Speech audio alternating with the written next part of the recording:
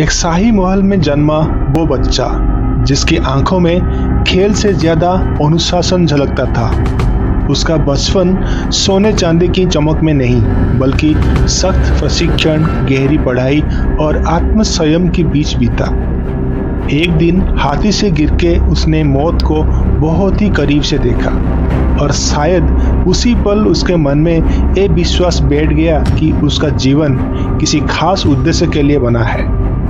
यही बचपन, यही घटनाएं आगे चलकर उसके स्वभाव और उसके फैसलों की नींव बन गया।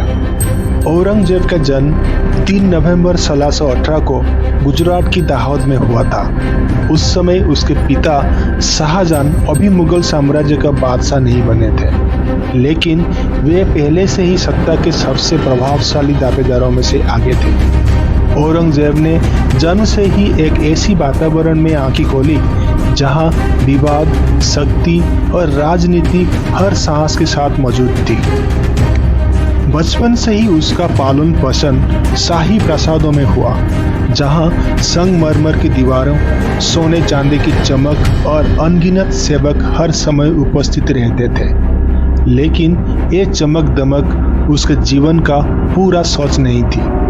मुगल राज परिवार में जन्म लेने का अर्थ केवल सुविधा नहीं बल्कि निरंतर अनुशासन और अपेक्षा का बोझ भी था।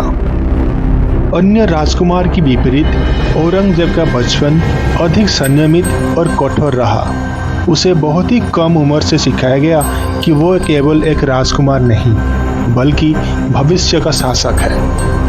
उसकी दिनचर्या में शिक्षा, धार्मिक अध्ययन, शारीरिक प्रशासन और आत्मसंयम को विशेष स्थान दिया गया। आराम और मनोरंजन उसका जीवन में सीमित थी। इतिहासकारों के अनुसार यही कारण था कि औरंगजेब बचपन से ही गंभीर, अंतर्मुखी और आत्मनियंत्रित स्वभाव का बन गया। जहां दूसरे राजकुमार खेल कूद और दरबारी सुखों में रुचि लेते थे, वहीं औरंगजेब अनुशासन और कर्तव्य को प्राथमिकता देने लगा। यही शुरुआती अनुभव आगे चलकर उसके व्यक्तित्व और शासन शैली का नींव बने। एक सुबह जब शाही महल के गलियारों में हलचल शुरू ही हुई थी, धूप की पहली किरण आगरा किला की दीवारों को छू रही थी। महल के बाहर शाही हाथियों की कतार तैयार खड़ी थी। ये कोई युद्ध का दिन नहीं था बल्कि राजकुमार के ट्रेनिंग और दरबारी आगमन का एक सामान्य समय था।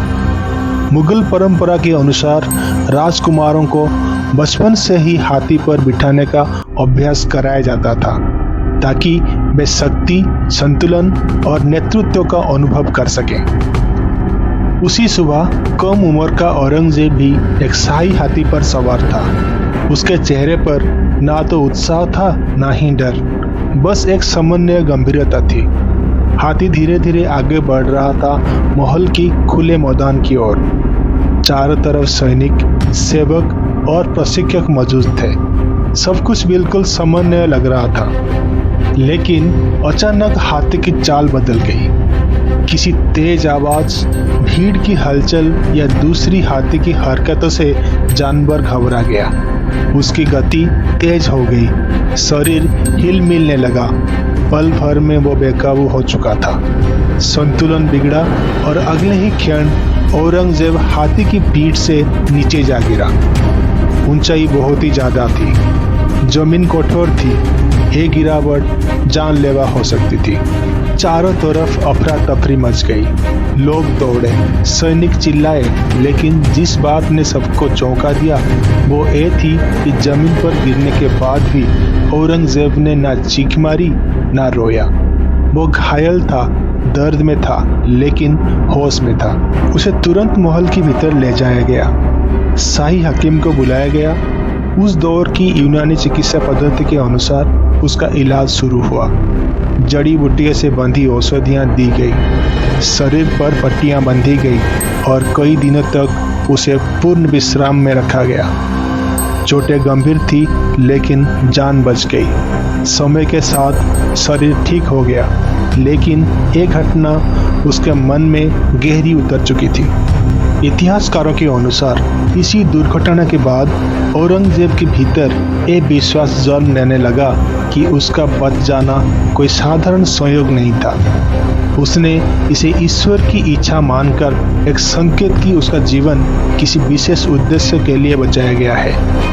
यही सोच आगे चलकर उसके स्वभाव में कठोर आत्मसंयम, गंभीरता और धार्मिक कट्टरता का आधार बनी।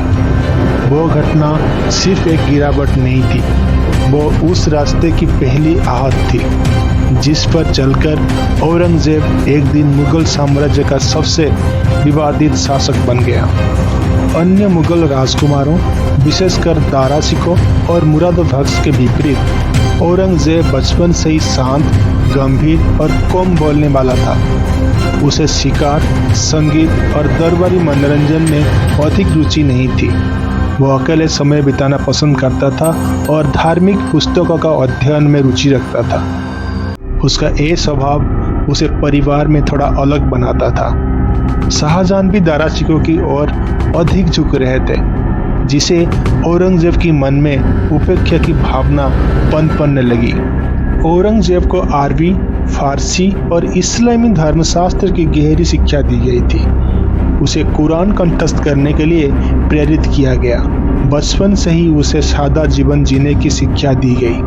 कहा जाता है कि वह साधारण वस्त्र पहनता था और विलासिता से दूरी बनाए रखता था।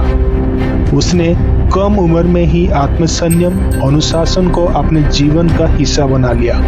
यही कारण था कि आगे चलकर वह शराब, संगीत और कोई शाही परंपरा से दूर रहा। 1631 में जब औरंगजेब लगभग 13 बरस का था, उसकी मां मुमताज की मृत्यु हो गई। ये घटना उसके जीवन पर गहरा प्रभाव डालने वाली थी। मां की मृत्यु ने उसे और भी अधिक अंतर्मुखी बना दिया। परिवार में भावनात्मक सहारा कम होता गया और सत्ता की राजनीति ने उसकी मानसिकता को और कठोर बना दिया। औरंगजेब ने बहुत ही कम उम्र में देख लिया था कि मुगल दरबार में रिश्तों से ज्यादा महत्व सत्ता का है। उसने देखा कि कैसे राजकुमारों के बीच ईर्ष्या, गुटबाजी और राजनीति चलता है। यही अनुभव आगे चलकर उसके निर्णय में दिखने लगा, जहां भावना से अधिक राजनीति और शक्ति को महत्व दिया गया। औरंगजेब का बचपन किसी साधारण राजकुमार का बचपन नहीं था।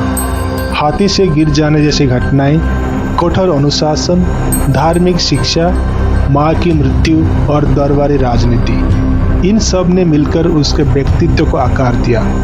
यही कारण है कि वो आगे चलकर एक ऐसा शासक बना जिसमें करुणा से अधिक कर्तव्य और रिश्तों से अधिक सत्ता का स्थान था। क्या हालत इंसान को ऐसे बना देता है या इंसान खुद हालत चुनता है? अपनी राय कमेंट में जरूर लिखें। वीडियो पसंद आए तो लाइक करें और ऐसे ही ऐतिहासिक कहानी के लिए हमारे चैनल को सब्सक्राइब करना ना भूलें। नमस्कार।